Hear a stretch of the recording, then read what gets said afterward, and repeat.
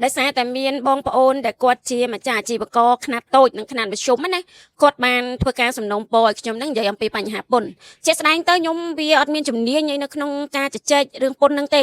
ปัญหาได้สาแต่เมียนการตัดตู้ปีบองปะโอนยังทากูแต่ใหญ่คลาเตอร์ปรุปัญหาปนนั่งคือเบียเพื่อเอาเศรษฐกิจแหละจ้อปัญหาดำไรตุ่มเล็งไอ้นั่นคือลางใครแต่เพื่อเอาเมียนการหลบมาสำหรับประเจโปรดบ่ยังขนมการติงระบบปราประจำทั้งไงนะจ้าจำนวนรอดเซอร์บ้านเราเป็นบัตรโทรหรือก็ระบประจำทั้งไงนั่งกดอัดมินลอยติงนั่นคือเวียปักบอลต่างอ้อมองจังสุดท้ายตาการรัดบันตั้งการอวดปนดากำปงบันทามบันตกเลือประเจโปรดขณะเป็นได้เศรษฐกิจเนื้อมันตัวเงือบลางวิ่งนั่งคือจิแกปัดดาริเตการประหยัดงานศึกษาสลายเชียวบักยมตัวได้ยมบานประโมปอมีนปีสมาคม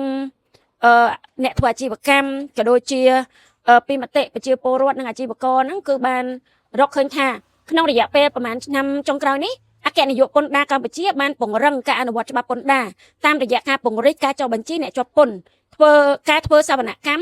การตรวจปิ่นนัดกันแต่ตั้งรังนังการผ่าปิ่นได้จำปนเนี่ยได้มันกรบกับตับประกัดปน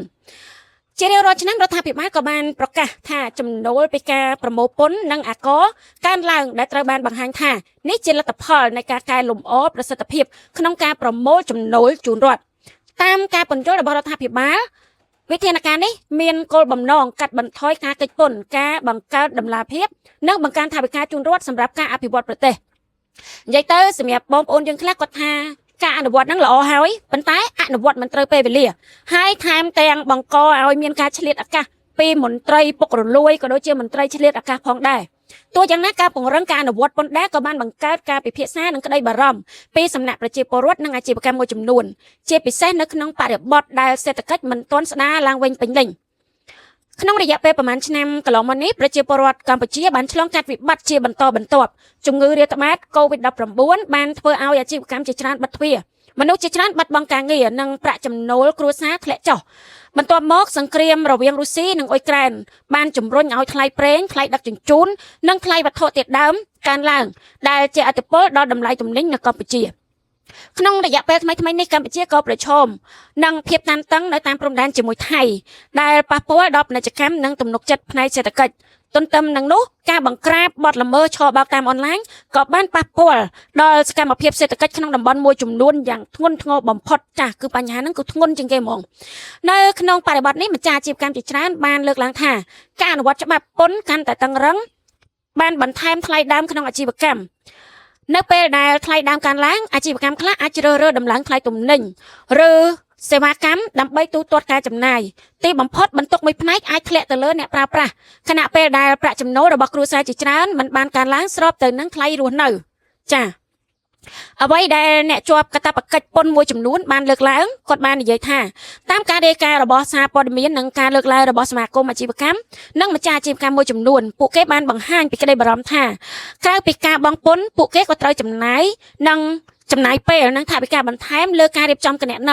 การประกาศปนการเดซายกระซ่าหนังอนุเล่าบอดบัญชีทำไมบอดปัญญาทำไมสหกรณ์คณะโต๊ะนั่งมาชุมมวยจำนวนโยธาปุกเก็เมียนทนเทียนตัดจึงกรมพลทมและชนะการอนุวัตตามดำเนินการปนนังรถตับบ้าอาเจียบรรทุกทงนเจียงปุกเก็ก็เลิกล้างพองได้ท่าในเปรได้ทลายดามการล้างปันท้ายตุ่มเน่งรบอาเตจนแหละจ่อการบรรทออาชีพกรรมกันแต่มีการหลุดบะมีในท่าตุ่มเน่งได้ลุจังเตอนั่นคือแหละจ่อปันท้ายดำไล่ตุ่มเน่งการจังในเปรได้ลุจังคือมีในนาเต้นคืออันมีในตังเต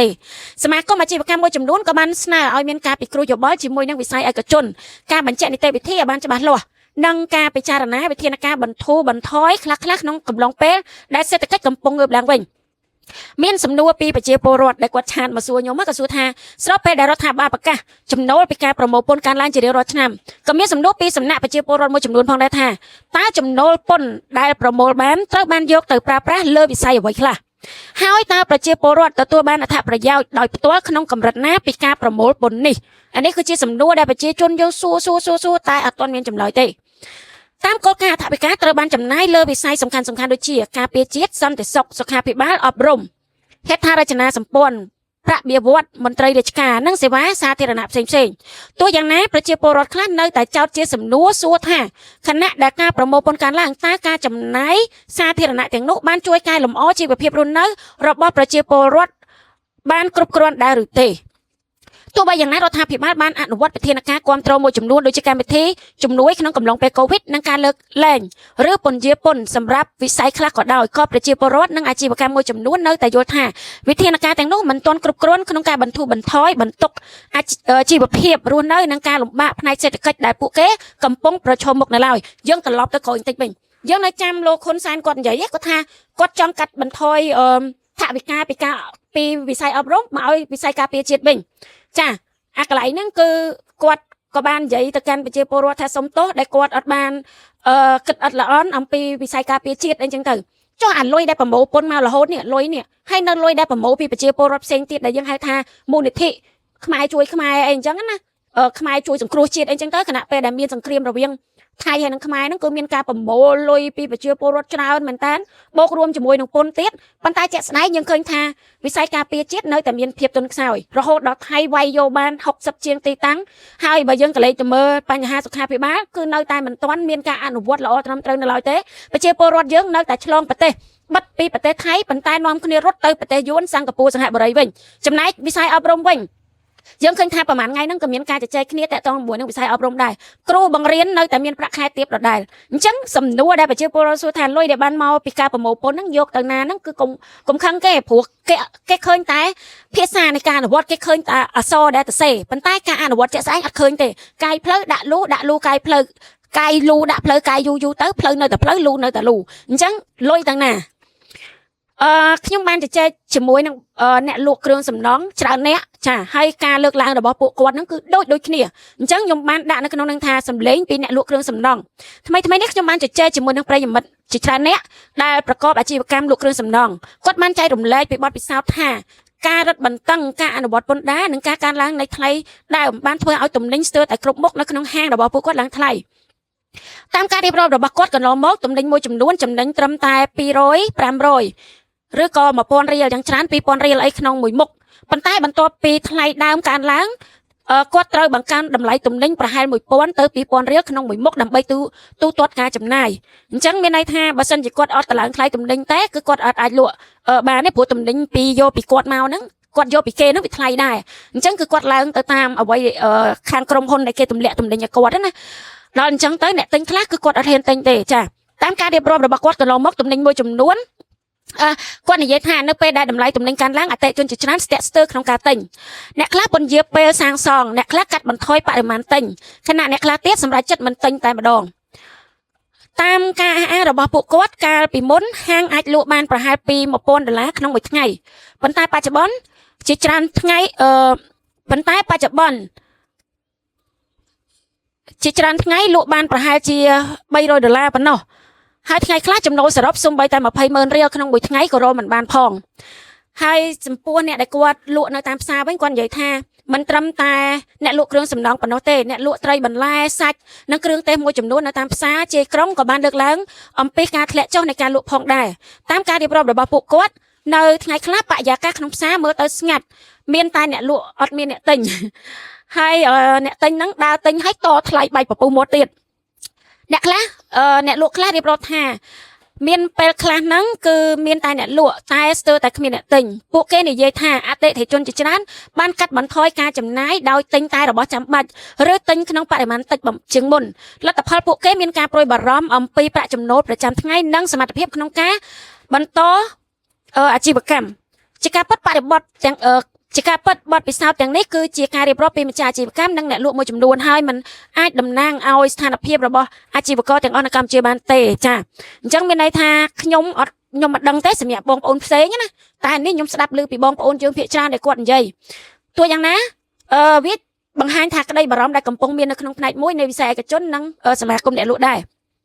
ការប្រមូលពន្ធគឺជាកាតព្វកិច្ចសំខាន់សម្រាប់ការអភិវឌ្ឍប្រទេសជាតិប៉ុន្តែទន្ទឹមនឹងការបង្កើតប្រសិទ្ធភាពក្នុងការប្រមូលចំណូលជូនរដ្ឋាភិបាលក៏អាចជាការពិចារណាវិធានការជួយសម្រួលដល់អ្នកដែលកំពុងរងផលប៉ះពាល់ពីស្ថានភាពសេដ្ឋកិច្ចផងដែរ ខ្ញុំបានទទួលដំណឹងពីបងប្អូនដែលគាត់រស់នៅប្រទេសអូស្ត្រាលីណាថារដ្ឋាភិបាលគេបានកាត់បន្ថយសេវាសាធារណៈដូចជាការជិះឡានក្រុង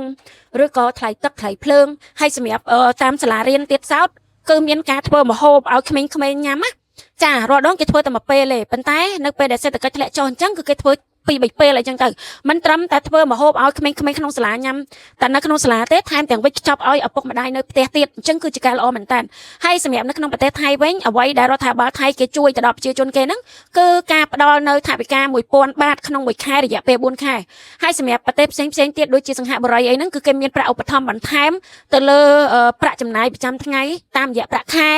ឬក៏តាមរយៈសេវាសាធារណៈអីអញ្ចឹងទៅការកាត់បន្ថយពន្ធការកាត់បន្ថយថ្លៃទឹកថ្លៃភ្លើងគឺមានអនុវត្តនៅប្រទេសឥណ្ឌូនេស៊ីហើយនឹងនៅប្រទេសម៉ាឡេស៊ីនៅប្រទេសម៉ាឡេស៊ីប៉ុន្តែនៅឥណ្ឌូនេស៊ីគឺដូចជាមិនទាន់មានអីជាធំដុំទេគ្រាន់តែថាកាត់បន្ថយការចំណាយទៅលើថ្លៃទំនិញមួយចំនួនអញ្ចឹងទៅប៉ុន្តែដល់យើងវិញអត់ទេទំនិញបែរជាឡើងថ្លៃខុសពីប្រទេសគេណាអញ្ចឹងយើងសាកគិតទាំងអស់គ្នា